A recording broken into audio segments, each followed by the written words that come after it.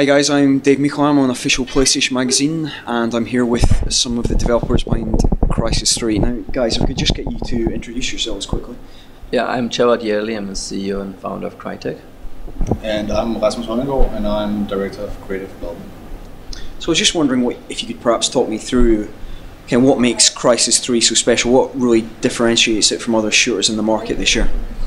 Well, Crysis 3, what we're doing is we listened to the feedback of Crysis 2 users and gamers, right? And we said, okay, what Crysis 3 should be? And we said Crysis 3 should be a sequel from a gameplay perspective to Crysis 1. It should continue the story of Crysis 2. And it should have its own kind of visual world that has not been seen before. And so with urban rainforests and 7 wonders, the expansive world we created for the New York City, we have created a true follower to the gameplay. We were able to push it with the 7 wonders concept. We were able to tell the story in a much greater and richer way. And I think Crysis 3 is evolution and to some degree a revolution in many areas.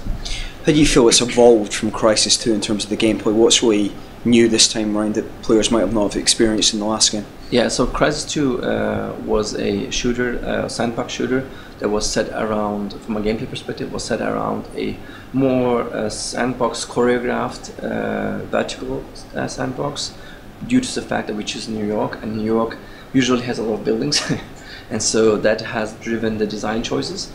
And gamers didn't like this too much. They liked more a natural sandbox with organic vegetation and trees and lush vegetation in general from Crysis 1. And so Crysis 3 has brought that back again. And the evolution here is that we say we go much more expansive, much more tools and sandbox driven, so you can do so much more things.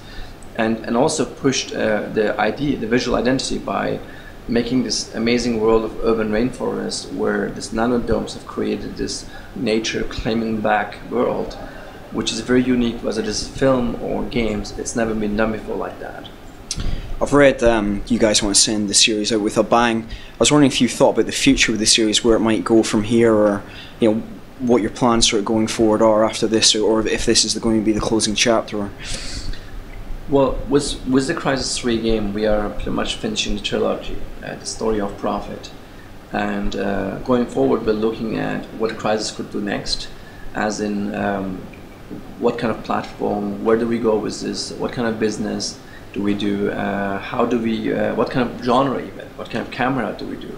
So we are really blank sheet on that one.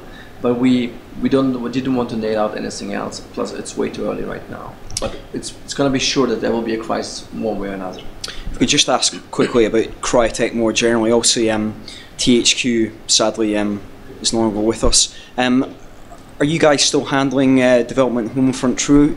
I think I saw last week that you actually bought the rights outright for that. So how's kind of things going on the Homefront? So front? I mean, Homefront. the game was in development. The studio was doing great strides. We're doing really great work. So essentially, it doesn't really mean that much from a development point of view, because the game just persists, continues its development down the road that it was already going.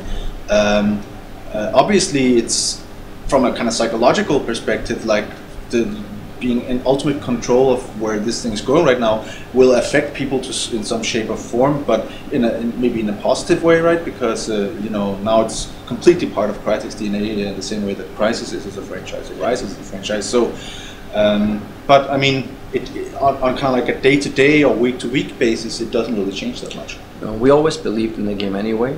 I mean, the fact actually that we wanted to work on Homefront 2 was because we believed in the concept of the IP. And the execution quality was always the issue we saw, and we thought that we couldn't bring an amazing execution. And in this process of the THQ situation, the unfortunate situation, we said, okay, we don't want to even consider stopping making the game.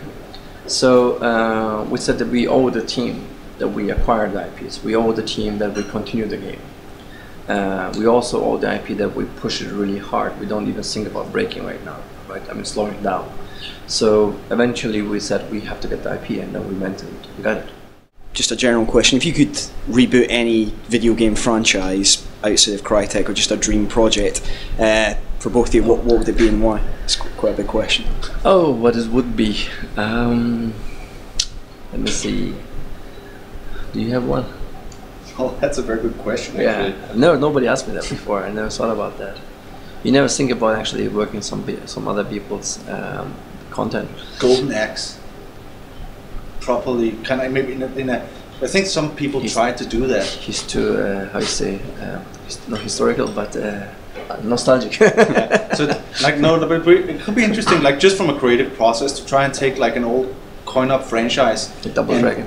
Yeah, or Double Dragon, yeah, and then put it in the world that we live in today, and try to adapt it really well to the way gamers play games, and the whether it's business models or whether it's like perceptions of how a game should be, and and see.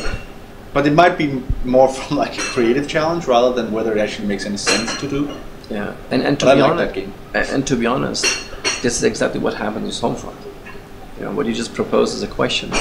When I played Homefront, this exactly triggered the situation.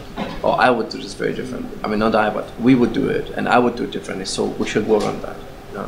And luckily now, not only we're working on it, but we also own the IP, so we can truly get to our goals.